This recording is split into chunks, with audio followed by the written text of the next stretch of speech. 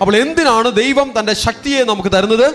ദൈവരാജ്യത്തിന്റെ പ്രവൃത്തികൾ നമ്മിലൂടെ നടക്കുവാനാണ് കർത്താവ് ശക്തിയെ തരുന്നത്. സ്തുതിക്കുന്ന മക്കൾ ശക്തിയെ പുതുക്കും.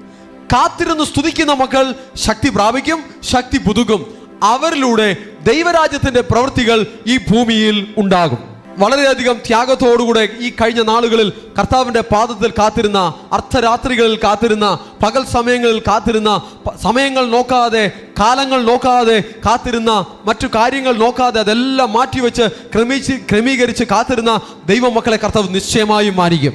തിരുവനന്തപുരത്ത് ദൈവജനം കാത്തിരിക്കുമ്പോൾ ഇന്ത്യയുടെ ആസ്ഥാനങ്ങളിൽ വിടുതൽ നടക്കും. ഇന്ത്യയുടെ കേന്ദ്രങ്ങളിൽ വിടുതൽ നടക്കും. ചില ഭരണ കേന്ദ്രങ്ങൾ മാത്രമല്ല, ചില പൈശാചിക കേന്ദ്രങ്ങൾ ഇന്ത്യയിലുണ്ട്. ആ കേന്ദ്രങ്ങളിൽ ദൈവത്തിന്റെ ദൂതന്മാർ, പടവെട്ടുന്ന ദൂതന്മാർ ഇറങ്ങും.